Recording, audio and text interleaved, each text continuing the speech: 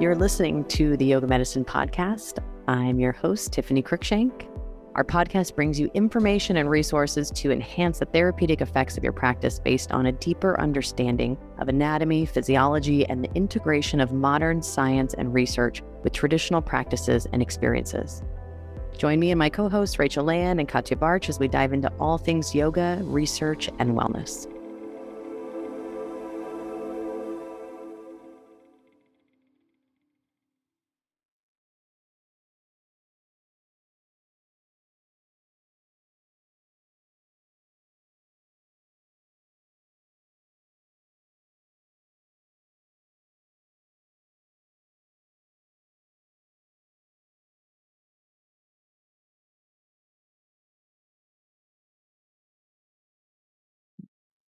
Warte, dann mache ich hier oben.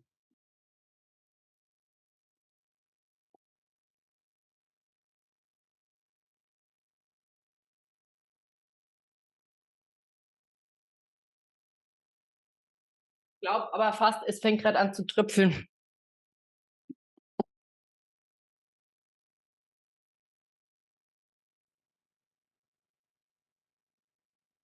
All right, welcome back to the podcast, everyone. I'm really excited. We just opened registration for our pranayama teacher training, and so we're here to talk a little bit about kind of like a side topic, something we'll talk a little bit about, and obviously talk a lot about the mechanics and associated effects in our pranayama training. But we're going to talk about breathing less. And I think it's a really interesting concept because I know for me personally, I've always felt really resistant to this idea. There's so much interesting research, and having read books on it and now having created this course with you, having learned more about it, I still feel like in traditional pranayama practices, it's very different than what we're used to. So I think it's a really interesting topic to talk about and to dig a little deeper into. And I know, Katja, you have a lot of experience in this realm too. So I'm excited to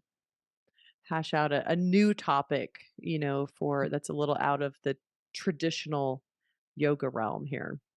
So Yeah, I think it is a little outside of the traditional yoga realm, but my personal feeling is that it finds its way, breathing less finds its way into yoga practice, and of course also into the modern breathwork landscape. And I think it's interesting to talk about those concepts, kind of where they come from, and to map them out a little bit to connect the dots there. yeah, awesome.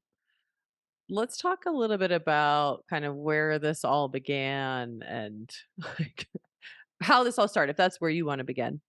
Yes. So I think it makes sense to kind of look at this as two sides of a coin.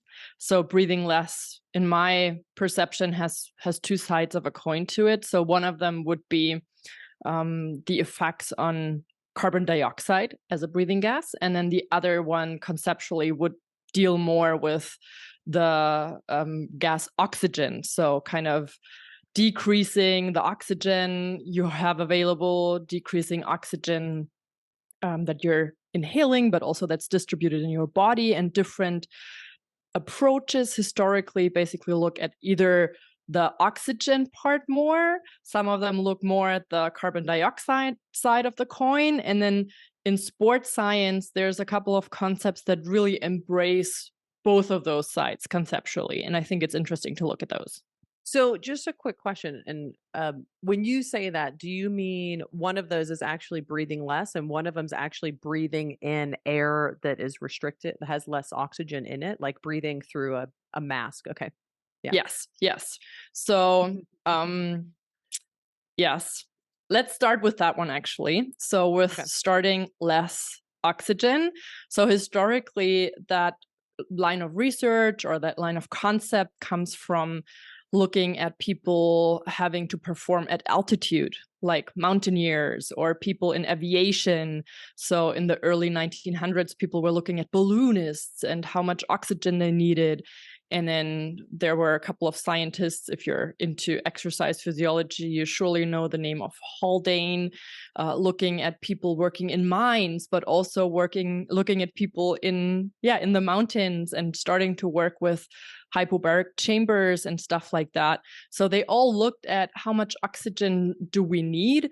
And then in the 1980s in Russia, actually, that was the first time when scientists were experimenting with inhaling less oxygen. So inhaling gas mixtures that just contain different fractions of those breathing gases.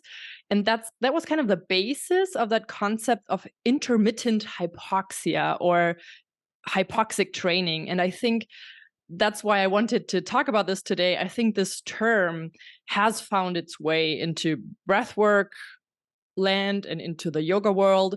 Intermittent hypoxia is discussed these days, but that was originally from that concept of inhaling less oxygen through devices or in hypobaric chambers, stuff like that. So that's where it actually came from. Which, correct me if I'm wrong, wouldn't actually be intermittent if you were at altitude, like living here in Denver. So this is, again, using machines or using a mask. Yeah. Okay. That would be intermittent because you would be kind of on and off. So you would go through phases of breathing in those reduced oxygen contents and then going back to breathing a normal level of oxygen. And that is kind of then a training impulse if you want to move to the mountains or perform there, or also actually within the military, preparing troopers for operations at high altitude. So you could have, before you moved to Denver, you could have trained in Seattle for living up there if you knew that altitude would be maybe a challenge. If only you knew, but I am sure you are fit as hell and didn't have to prepare much. But yeah, so that is more of an on and off thing. However, the durations, so how often or how long you're on those lower levels, that varies vastly in the research, in the concepts that are being used out there. So a broad range of options you have, but the basic concept is that on and off, exposure to lower oxygen levels. Right. And we know athletes have been doing, altitude training for a long time too. I'm assuming maybe probably after this period of the 19 definitely after the 1870s, but probably maybe before the 1980s. I don't know. Yeah, using devices, I think that has come on in the kind of 70s, 80s when those concepts were developed. But as we will see in a minute, or in 2 or 3 or 10, other concepts of reducing oxygen availability within the body have been used longer. But the technicality of it, I think, developed in the last couple decades. And that's just where that term is mostly used with. So intermittent hypoxic training has that kind of background or line of thinking, conceptualization behind it. So it's less oxygen made available in preparation for training or performance at higher altitudes there. And then, of course, your body has to adapt to those lower oxygen levels that you inhale and that are being distributed throughout your body. So basically hypobaric chambers of some sort. Yeah, or there's also kind of like breathing devices where you just inhale those different mixtures of gas. But yeah, that is that line of thinking that involves all that. Great. So we've got the intermittent hypoxic training as one option. Mm-hmm. And then another that focuses more on carbon dioxide. Yes. So in yoga, I think, and particularly also in the broader realm of breath work, the idea of the Buteyko technique or hypoventilation, I think, is very popular these days as well. Patrick McKeown with the oxygen advantage, and also James Nestor in his book recently promoted these ideas, going back to Buteyko, so being developed in the 1950s in Eastern Europe. And the original idea behind those concepts was using breath holds or just using a lower volume of air. So breathing in a very shallow manner and also rather slowly, to just inhale less in general or breathe less. But conceptually, their focus was more on the carbon dioxide part. So it was more about the assumption that generally we hyperventilate too much, many of us, and kind of bringing those breathing patterns back to a balance. And that meant to kind of rise that tolerance towards carbon dioxide that many of us may have lost along the way in our modern world. However, initially it was a concept being targeted at asthma patients, but throughout the last couple decades, it has been used as just a breathwork technique.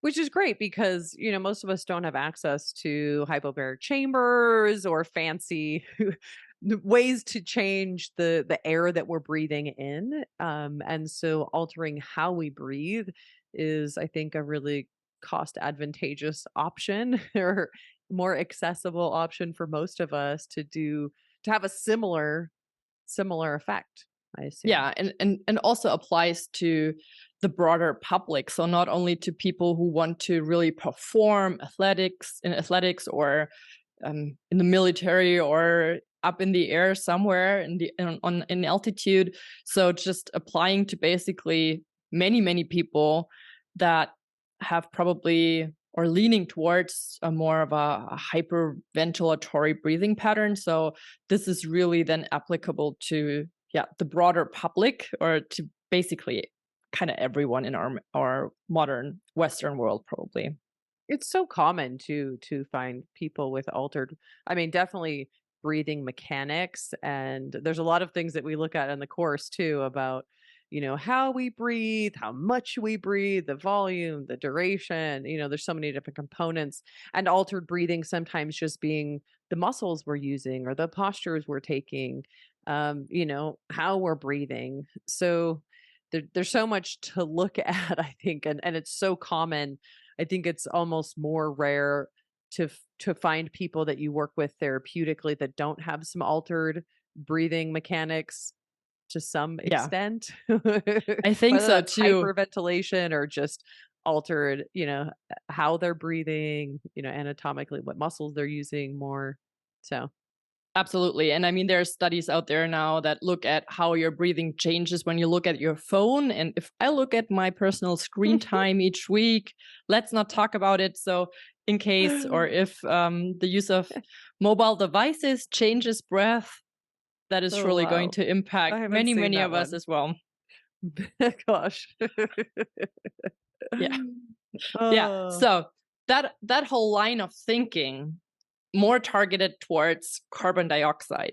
Now, I think that when you do breath holds or when you breathe in a more shallow way, that you will, of course, also impact oxygen levels. You will also impact how much oxygen you vent or is coming into your body through ventilation, is being delivered through your blood system. But conceptually, the Buteyko method, or that line of thinking, is not focusing on the oxygen part so much. It is only focusing on the oxygenation of the tissues. And I don't want to go too deep into the details here, but if you have a higher carbon dioxide content in your blood, that may help to oxygenate your tissues. So the kind of the unloading of oxygen from your red blood cells into the tissues, that is like a deep dive into physiology. Generally, that thinking or that relationship to oxygen, yes, that is part of the Buteyko method or of breathing less in that way, but it is not the ventilatory or the circulatory aspect of deoxygenation or less oxygen in your blood that those are focusing on. Yeah. So those are kind of, they are looking through one glass only, or they're only or focusing on one side of the coin, I would say. Conceptually, I have to stress that again, because physiologically there might be mixes of those concepts. But we can look to sports and we can see that in sports there are a couple of concepts or training ideas that marry the two sides of the coin. Yeah, like swimming, I think, is an obvious one. Yeah, so there's in sports, the terminology now is voluntary hypoventilation, and that's why I love to bring this up in the podcast today as well, because if you kind of dive into a topic like breathing and breath work, and then you're confronted with so many concepts, it's sometimes hard to keep track where they all originate and how they relate to each other, and to actually connect the dots. And I think this is one perfect example, reading about intermittent hypoxia and hypoventilation and then voluntary hypoventilation. They're all kind of similar, but then also a little bit different. And voluntary hypoventilation is basically used by many sports that have some sort of sprint element to them. So in swimming, it's being used in some ball sports like basketball, running, obviously, cycling, water polo, so where you need those shorter bouts of sprint capacity. And what they do is quite simple. So they exhale, and then at low lung volume, they do hold the breath and then do sprint training. And then there are slight variations of that, whether you do another exhale, or if you cannot do that for your whole sprint duration, you're allowed to take a little breath in between. The specifics don't really matter. The idea is to hold your breath, ideally at a low lung volume, so after exhale, and then do your sprint. So that's the how-to. Pretty simple. Anyone can do that, or can integrate that into their training regimen. You could probably do that in your yoga practice also, just, performing or doing asanas at a while or after exhaling and during a breath hold. And so that voluntary hypoventilation, they're embracing both sides of the coins. So they do aim at decreasing oxygen level. So when you look at studies, they actually look at the oxygen desaturation in the blood, which is not as intense as with the devices, with the hypoxic or intermittent hypoxic training, but it is still there. And they also look at the carbon dioxide accumulation in the blood. So they look at both sides of the coin and conceptually want to use both physiological aspects to gain improvements for the athlete. So it's used in sports mainly. Yeah, and I think there's definitely crossover. I mean, even if you're not maybe trying to retain the breath, you might find that you're in an asana practice where things are moving slower than you naturally breathe. And there are those moments where you might be holding the breath out or pausing and shifting as we hold the breath out, that increase in carbon dioxide, which is then again triggering that release of oxygen from hemoglobin and all of those effects that we're looking at here. So I think it's an interesting one too, because I think there's a lot of fear around retention of the breath. There's this kind of natural built-in emotional response to that. And like so many other things, as you start to learn and understand, it kind of, for me at least, unlocks some of that fear and makes it more tangible, more accessible, even though the storyline of needing breath is still there, right? You feel that still, regardless. I mean, you might have to hold the breath longer to find that, but at some point we all connect to that sense of need for the breath, and that maybe even emotional response of fear. And this kind of gives us a little bit of an understanding to maybe now embrace that in a yoga practice. If the teacher is moving slower than what you're used to in a flow, maybe there's a way you can lean in. And of course, obviously take an extra breath when you need to. But I think just understanding that can be an interesting piece of information as well. And that, people use this to actually create these positive physiological adaptations. And it's, I think, one of the reasons I love sports medicine so much is that, I just love looking at our ability to enhance our capacity. And I think we learn a lot from sports medicine and from athletes that also just applies to how to optimize our human capacity and our experience in the world. So I love looking at these little tidbits from sports as well. I think it's interesting. Yeah, and I think you already mentioned like a couple of implications for yoga or how we can pick up on that in the yoga practice. And I think there's actually a number of things how we could use this or look at this in the yoga practice, because one is for sure just learning that this is a training impulse. So it's something to use as a training impulse to raise your performance, just changing the narrative there, maybe even using that type of narrative when you would create a class that would go through a slower flow where you had to kind of extend your inhalations and exhalations a little bit, and then just framing that and using some very positive language around that might help with that psychological load of it. But also if you were to work with athletes on your mat or working with them, or if you're an athlete and use yoga as one of your tools or modalities, you could use certain techniques within the yoga practice to kind of prepare for your actual athletic endeavor as well, because then you can use certain breath hold techniques or whatnot to practice them without your athletic load. So sprinting with a breath hold is surely something different than moving through a slow flow or just being seated and doing some techniques there on your cushion or on your mat. And then that psychological momentum you were already describing, I think, is so important to specifically address that and to work with that sensation of breathing less, of our narrative that we need to breathe, or we feel like we're anxiety comes up that we don't get enough air, and looking at that and getting used to that slowly instead of during a full out sprint is something that we can use like step by step in a more titration kind of way, and slowly get used to that. And I think that is something that would help any athlete trying out those techniques out in the field, basically, to work with that on a psychological level on the mat as well. And I think each is harder and easier in its own way. Like, for instance, I think for myself and probably for a lot of others as well, with the breath holds, sometimes it is helpful to have something to distract you. And maybe that's a mantra or something you're, repeating mentally or looking at or doing, like doing a little bit of movement. Like I like to oftentimes do full Uddiyana Bandha or Nollie practices at that exhale retention. It just kind of, obviously there's a lot of things going on there, but even just a distraction of trying to do something else.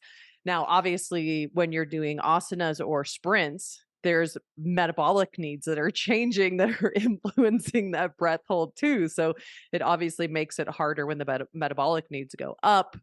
And then, but there is a level of distraction. So then we can also find that in simple ways in an asana practice. Like maybe that's doing something seated that doesn't require a lot of effort or physical activity, and then experimenting with the breath holds perhaps in an easy flow, and then noticing how much harder that is in a more active or vigorous flow. It's at some point it's going to be much harder or maybe even impossible, especially at first. So there's that whole kind of spectrum that you can also experiment with too. And as an athlete, I think it's good to experiment with it in different ways so that you do get more comfortable with, these different strategies as well. And I think I love that you mention the word spectrum and the variety that you can find within those techniques. So when I initially started practicing breath holds, I thought it was the breath hold and that was it, kind of.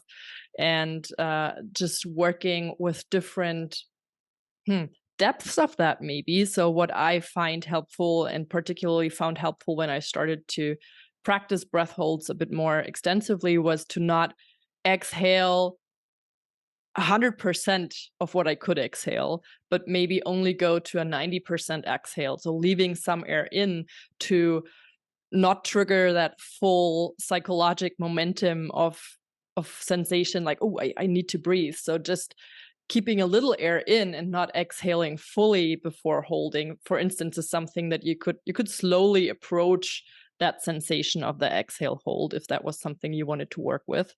That's something I like. Or also, I'm a big fan in my own practice of minimal breathing.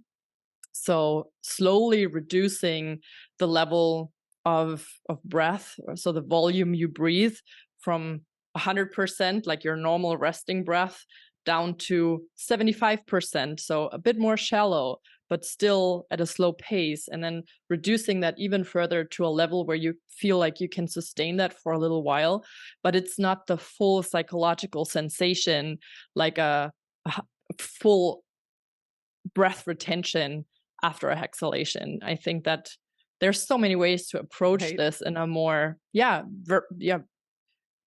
detailed or different variations to this. Basically, you could try out. And I think it's interesting too, because we've all been in like a flow class where the instructor is moving at a different pace than us. And it's just helpful, I think, to wrap your head around like there are implications for all of these things. And for me, one of the hardest things with breath work that I run into is just being able to lean into that.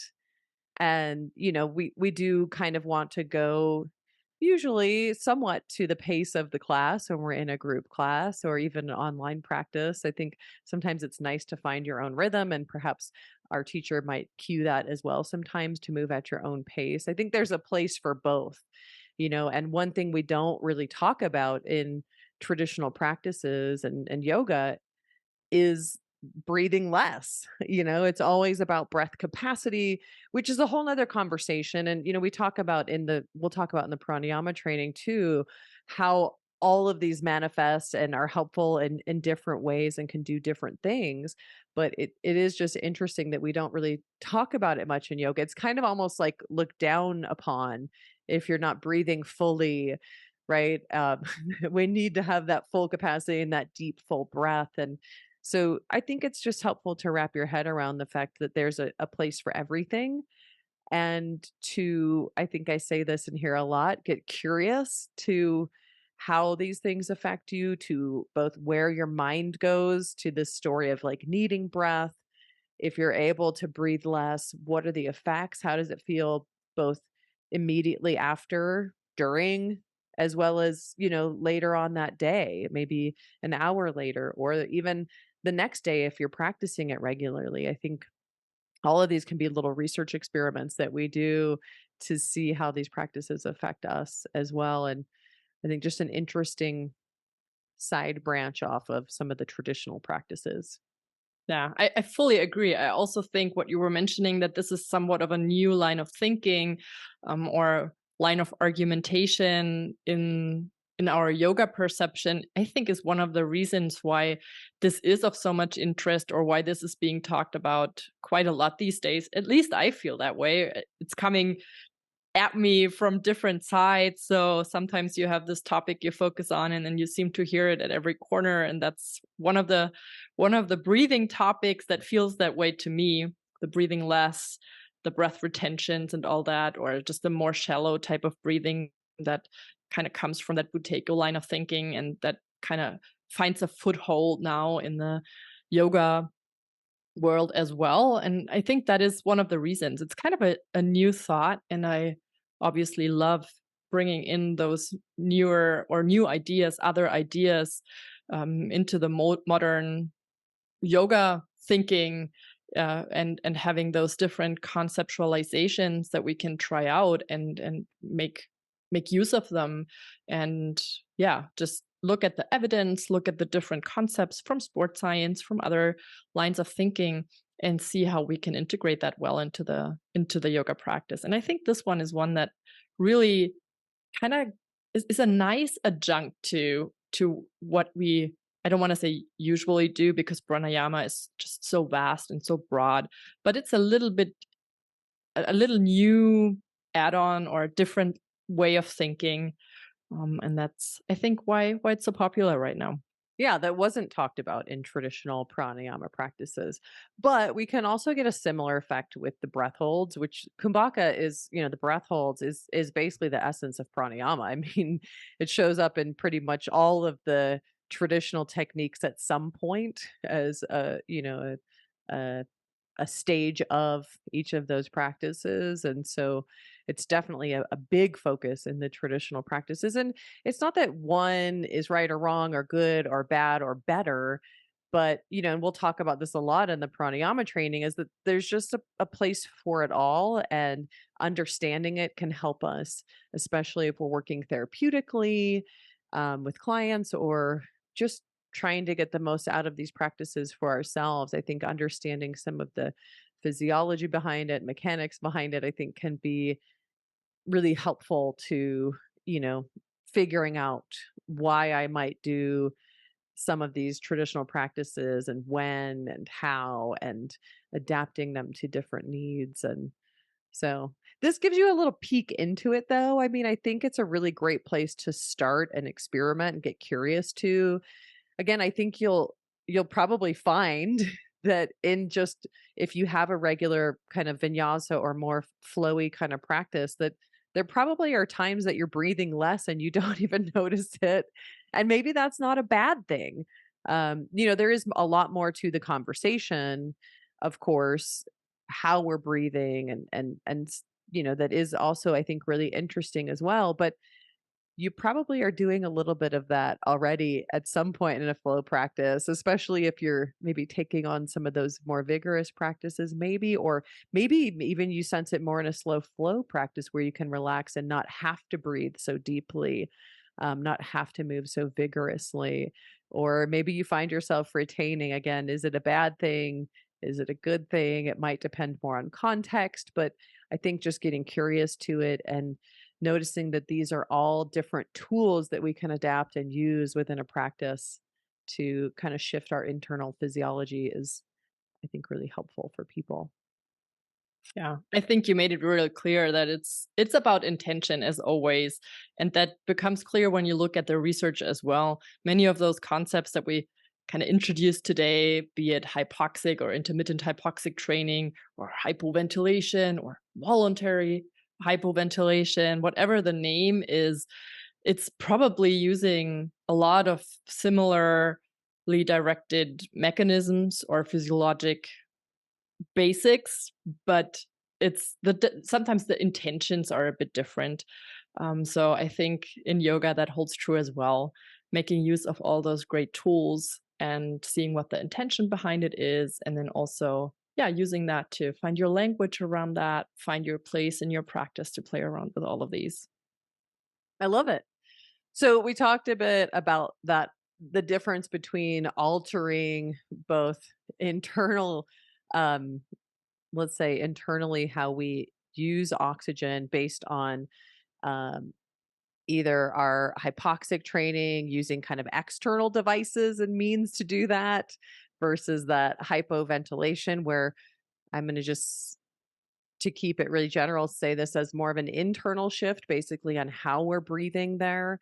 And as a way to alter basically how we utilize oxygen in the body, our internal physiological mechanisms. Obviously, a lot of us don't have access to the devices, the external manipulation, but we do to the internal manipulation of how we breathe, how much we breathe, how quickly we breathe. So that kind of slower breath with less volume as a way to shift this internal utilization of oxygen and the CO2 levels, and as a result, how our body then releases oxygen to utilize it. So did I sum that up well? Anything else you want to add to that?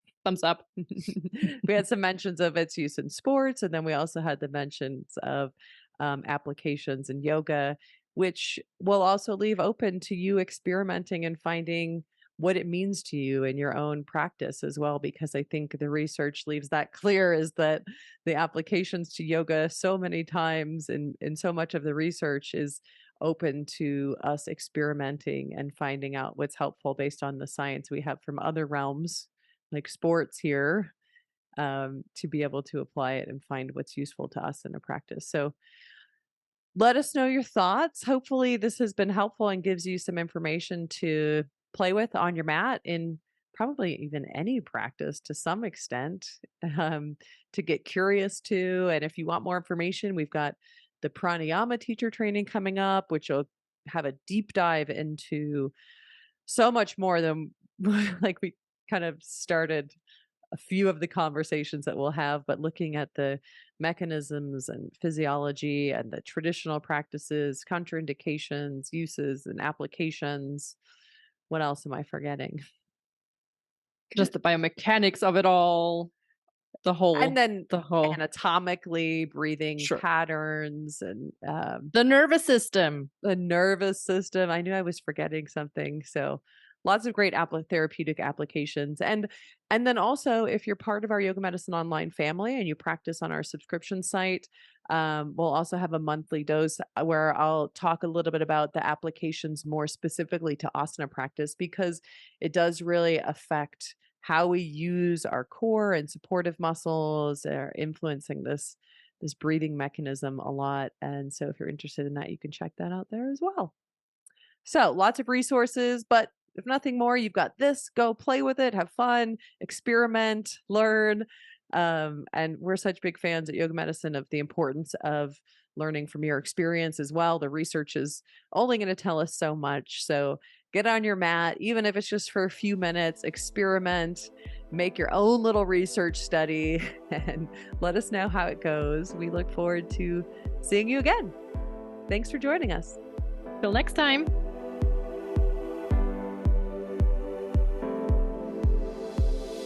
Thanks for listening to Yoga Medicine. If you like the show, please be sure to subscribe and leave a rating and review on Apple Podcasts or wherever you listen to podcasts. And if you got something out of this episode, please spread the word and share it with a friend. You can find more information, articles, trainings, and classes at yogamedicine.com, or check us out on social media as Yoga Medicine. You can also email us at info@yogamedicine.com. Thank you for being a part of our Yoga Medicine community. We look forward to seeing you again. The content of this podcast is not medical advice and is not meant to replace medical care. Please consult your healthcare provider to determine what is best for your unique healthcare needs.